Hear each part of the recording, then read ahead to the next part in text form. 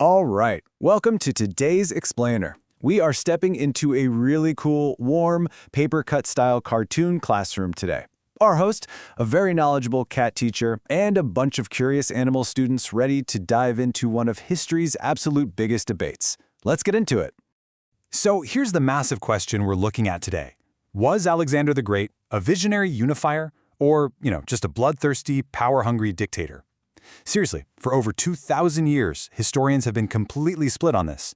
Half say he changed the world by bringing cultures together, and the other half, they argue his conquests were just a selfish, senseless campaign of violence. And you can see this academic divide perfectly mapped out on the chalkboard here.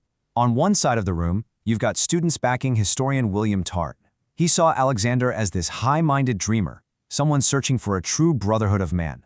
But then, on the exact opposite side, scholars like E. Bedian paint him as a 20th century-style tyrant. Literally, a guy willing to commit mass murder just to hold on to power. It's a heavy debate, so we're going to let the evidence speak for itself.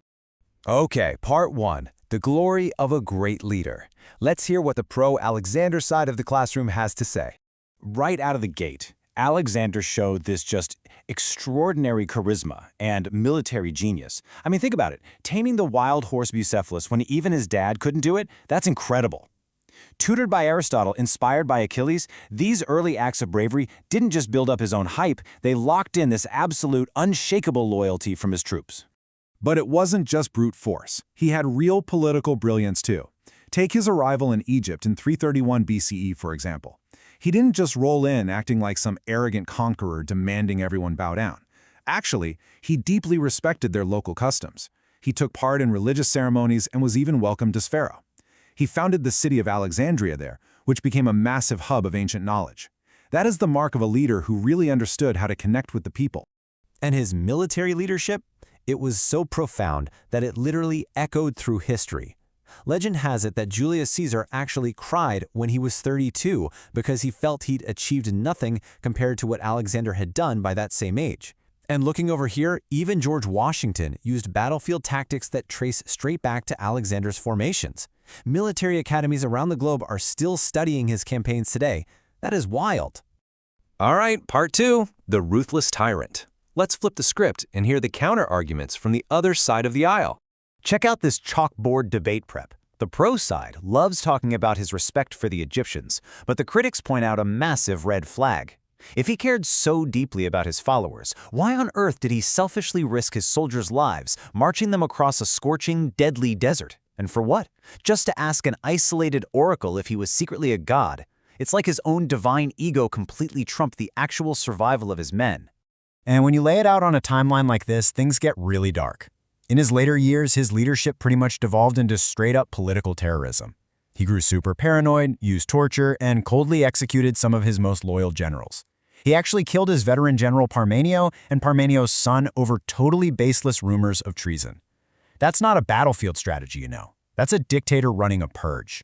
The tipping point really hit around 330 BCE. His army looted Persepolis, the magnificent capital of the Persian Empire, with thousands of pack animals.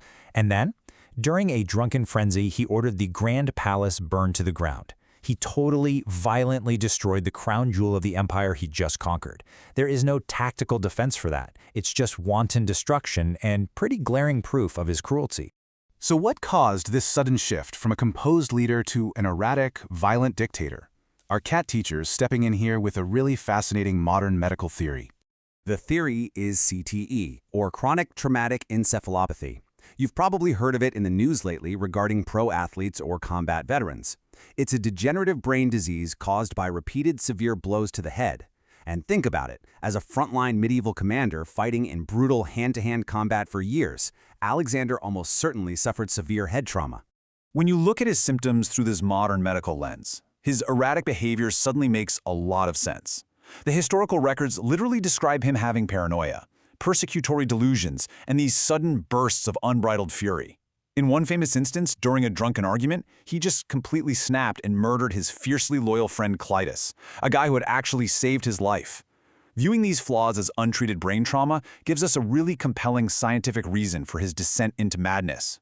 Okay, let's look at part 4, the ultimate collapse of the empire. Whether it was brain injury or just the corruption of absolute power, it all came crashing down in 323 BCE. Alexander died suddenly in Babylon at just 32 years old, and that grand vision of a brotherhood of man, yeah, it vanished instantly. Because he didn't leave a clear heir, his generals immediately carved up the empire like a prize, dragging the whole region into 20 years of bloody civil war. His unified world was basically a short-lived political miracle that fell apart overnight. So, having gone through the historical texts, the chalkboard debates, and even modern medical theories in our classroom today, what is your final verdict? Was Alexander the Great a world-changing visionary who brought cultures together, or was he a bloodthirsty tyrant consumed by war and his own ego? It is a lot to chew on. Thanks for hanging out with us for this explainer. Keep questioning history, and we will see you next time. Knowledge grows through sharing. What are your thoughts on today's topic? Let me know in the comments below. Don't forget to subscribe as we continue to grow together.